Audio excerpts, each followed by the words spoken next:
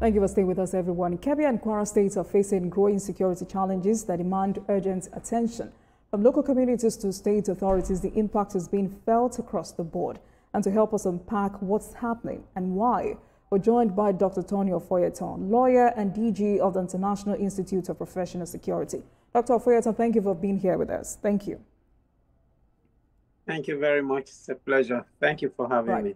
So we had a conversation last week about President Donald Trump's invasion threat, and we're still trying to convince the U.S. that it is not what it is. But today is Wednesday, and the week has been, such a harrowing one for victims, for families of these victims in Kebbi and Kwara State, and for Nigerians who are scared that it looks like there is no reprieve in sight. What exactly is happening? I mean, it is exhausting. Are we even serious as a nation, Dr. Ofoyetan?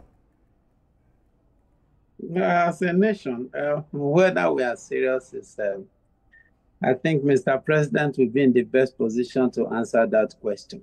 But having said so, as an individual, I have not seen that seriousness that is expected to be able to either douse the tension, contradict the position of the American president, or even give a reassuring hope to the average Nigerian. It's not surprising to me that Kwara was attacked. In actual fact, within this period, this December period, churches especially should beef up their security because the terrorists will be making a lot of statements through the attack of churches. So if they are proactive enough, they should think about beefing up security. Now, what I expect Mr. President to do, it's good enough that it was supposed to go for the G20 summit, G20 summit, and decided to cancel it. But it's not just to say cancel it. No, when you cancel such trip, it's supposed to accumulate in a result, and the type of result I expect is for him to be able to give a 24 hours or 48 hours maximum order to the military to not just the perpetrators, the sponsors. Today, the main problem that the present administration is going to have is that the sponsors of terrorism will re-emphasize, will re-echo, and would re-estrange the position of the American philosophy and belief of the fact that there is high level of genocide in the Christendom in Nigeria. So those that are sponsoring that act of terrorism against Nigeria will definitely go all out against the Christians. Now it has its own political and religious and of course the international dimensions to it. So if Mr. President actually wants to get out of this quagmire, he must now act as the true commander-in-chief that he is. He must understand that there are a group of people that have declared war on the state of the nation called Nigeria and on his government. Now, if he's going to handle it politically, I can bet you that it's going to be the same. What happened against Jonathan, what happened against Buhari is repeating itself, and it's most likely going to continue and at a higher level. So if Mr. President truly thinks that it is worth the while, then he should come all out against the sponsors. I mean, against those that are actually sponsoring this act of terror, irrespective of who they are. They are in the government. They are not outside the government. They are in power. They are in strategic positions.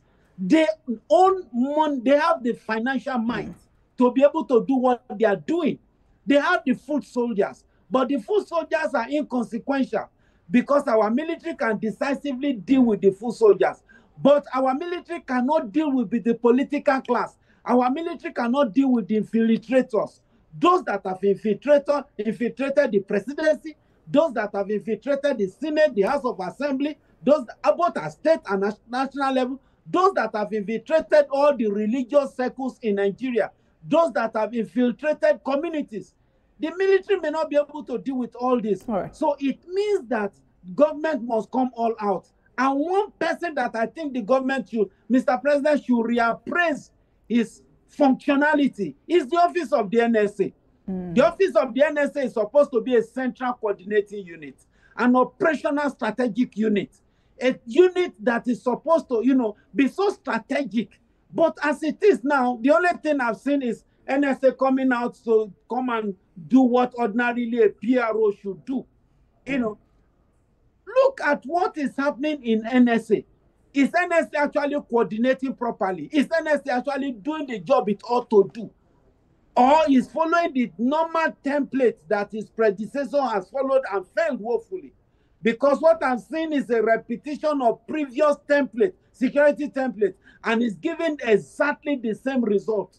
Right. So if the office of the, because the issue is not necessarily change service chiefs and all those stuff like that. The central hub, Mr. President office, and the NSS office. Those two offices. Dr. Ofoyetan. Now, if the NSA, if Mr. President had detailed that, okay, there should be a controlling hub. I remember I said at the wake of his administration that the NSA should ensure the coordination among all security agencies. Proper coordination. But today, what are we seeing? So in the results are obvious. All right, kindly hold on, sir. In a minute, we'll come back to this reluctance to, name terrorism financiers and why these guys are untouchable. Because I'm more worried because, this conversation today is no longer about how organized these bandit groups are.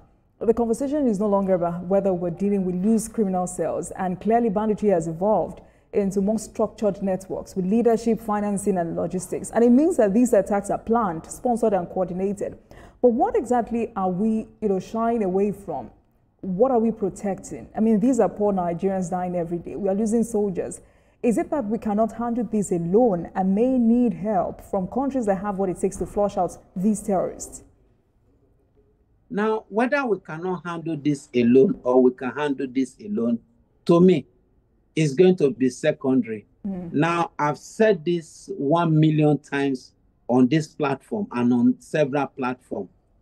The political will of Mr. President, with due respect to him and to his office, I love him so much, the political will is extremely low. He is the commander-in-chief of the armed forces. Interestingly, after the Almighty God in any nation, the next person is the president of that nation. He is so powerful to the extent that he determines even the idol that should be worshipped in his own country. So if he has such power, and what he is busy considering, with due respect, is political permutation for 2027, and it's not making him to come all out with that military and commander-in-chief audacity and impetus, it definitely will accumulate in this type of result. Those that are opposed to his government will use that as an advantage. Those that are talking about, religious agenda will use that as an advantage. Those international perpetrators and thieves stealing our natural resources will also use that as an advantage. So it now behoves on him to decide and say, irrespective of whatever political ambition I have, enough is enough. The day Mr. President says enough is enough, I can assure you that you will see the gallantry part of the military. But having said so too, the military too on its own must now look inward. The ambushment to the extent of even killing a military brigadier general, leakage of information, strategic information within the military circle and military community. The military knows what to do to stop it. At every operation, there are strategic communication channels. There are strategic operational methodology. Now, if that methodology is broken down to the extent that the adversary now have information as to the strategy and your movement, then of course you should expect ambushment, you should expect such attacks and the like. So if the military want to prevent the occurrence of such, they know what to do. Some of these things are not things we actually discuss or analyze on air, but they know what to do. Except for the fact that, maybe those sleeper cells in security agencies have grown. Their adversaries have grown and developed to the extent that they are now at that top rank in the military. They are now the people cutting the, calling the shots and all those stuff like that. If that is not the case, then this new service should be able to do the needful, flush out those that are moles amongst you. If you don't flush them out, you will continue to fail. There is no two way about it. Because once your strategy is already in the hand of your adversary, once your movement is already in the hand of your adversary, once your might and capability is already in the hand of your adversary, the result is obviously clear. So if they want to achieve better results, they should first of all look inward.